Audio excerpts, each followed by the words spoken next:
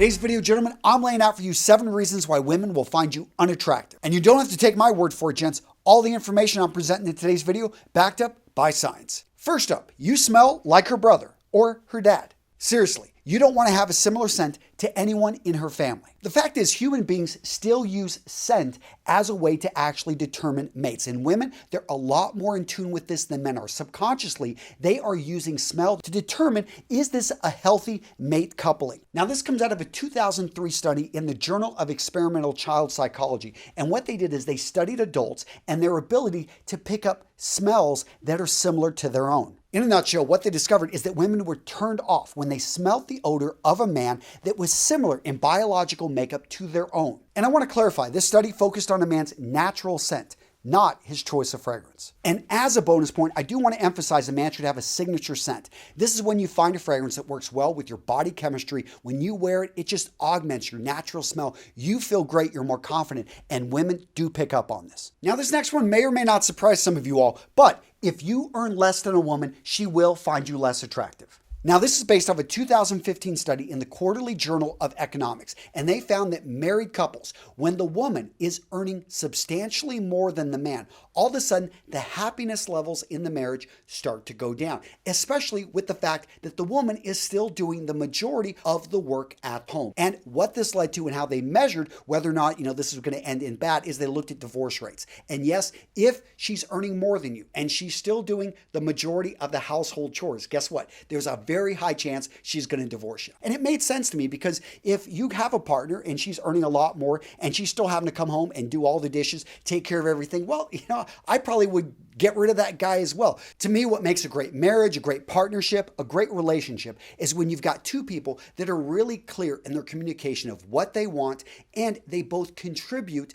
equally to the relationship. Next up, let's talk about your presentation, specifically your grooming. So we surveyed 10 women and we asked them, would you date a guy with bad grooming habits? So the result, 9 out of 10 said no, not ever. And the one that did, she actually misread the question and wanted to change her answer. Seriously, gents, I don't need a study here to state the obvious. You need to take care of your body, take care of your nails, take care of your breath, take care of your teeth, take care of your skin. And gents, when it comes to taking care of your skin, you know what the answer is. Tiege Hanley, the sponsor of today's video, and yes, this is a great product. You see, Tiege Hanley makes it simple. Every month, you get this box right here delivered right to you. And inside of it is everything you need. Now, over at the website, they got a number of options for you. First up, they've got level 1. That comes with the wash, it comes with the scrub, it comes with the AM, and it comes with the PM cream. Next up, you've got level 2. It comes with everything in level 1, plus the eye cream. And then you've got level 3. It comes with everything in level 1, plus the eye cream, plus the super serum anti-aging cream.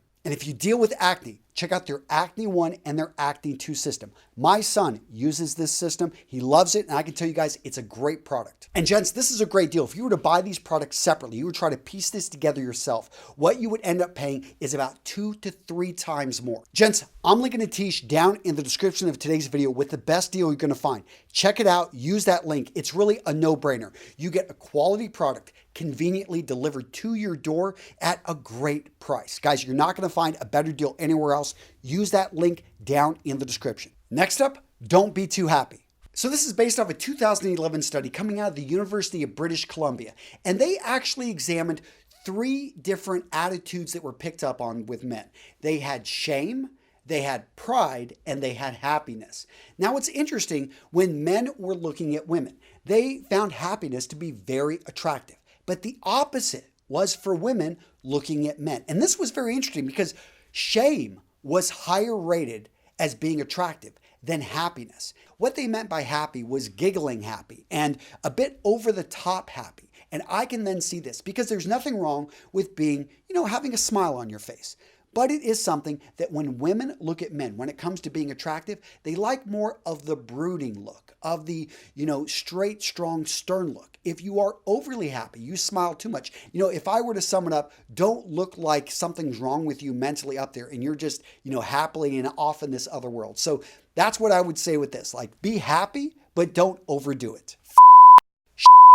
Damn! Gentlemen, be careful with the swear words. So this comes from a 2015 study in the Journal of Language Sciences. What they find is that women are much less likely to swear than men are. Basically, women have a larger volume of the orbital frontal cortex, and this helps them keep their emotions a bit more in check, believe it or not. And men were more likely to be extreme. And in fact, that's when a lot of these emotional swear words come out. The issue here is that if you overuse swear words, you come off as actually less intelligent. And I want to stress overuse. Actually, the use of swear words is perfectly fine in the right situation. You should reserve the swear words for high emotional points and instead try to use other words so you don't look stupid. The next reason women find you unattractive, you can't quit talking about your ex. Now, in a 2018 study in Psychology Today, they were talking about why a lot of women find this very unattractive. It basically shows that you are distracted, that you are not ready to get into another relationship. Now, I get it if this is a girlfriend or around your buds and you're talking about your ex,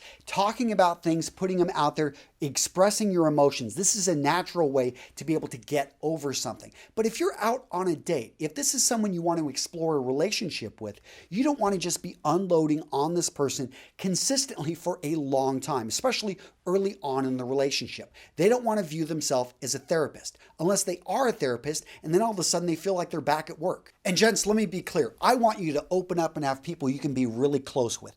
But when you're just starting off a relationship, you don't want to come off and unload on this person, come off as a victim, because it's just going to makes you look bad. Next up, gents, false praise. Based off a 2014 study in the Journal of Social and Personal Relationships, what they found is that whenever somebody gave somebody false praise, and they knew it was false praise, they didn't ask them to sit on a couch. What happened? People would sit farther away from somebody that they felt had falsely praised them. It was basically almost making up stuff, and it wasn't true. It made the person uncomfortable. So be careful when you're wanting to impress a woman. I know a lot of guys like to give a woman compliments, but make sure they're sincere. Don't just make this stuff up. Don't be saying things trying to put her on a pedestal, view her as this perfect princess when she knows she's not. A woman wants a man that respects her, but also isn't afraid to respect himself and to simply speak the truth. And that's one of the beauties, by the way, of being a well-dressed man is that you actually can give great compliments because you can pick out the details. You can smell her fragrance. Give her a compliment on that. You can see that, oh, those are really nice shoes. I like the way they work with the outfit. Because you pay attention to small details like that. You pay attention to her jewelry. You give her sincere compliments. Those are going to win you points. Next up, you're like Dr. Jekyll and Mr. Hyde once you've had a few drinks. So if you're the kind of guy that can't hold your liquor, after a couple drinks, you become someone totally different.